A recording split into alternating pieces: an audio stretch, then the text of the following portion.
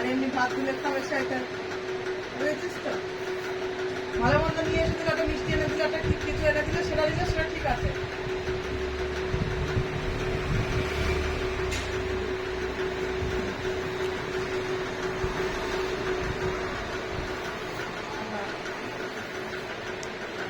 ছোট বউ স্কুলে স্কুলে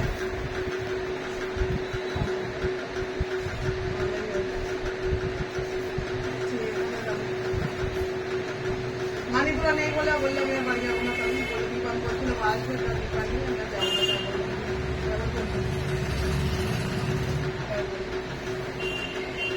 বলে রাত্রিবেলা গেলেও সকালবেলা চলে আসবো, তাহলে কখন থাকবি তাহলে বলবি, ও সেই ভিডিও তাহলে যাবে।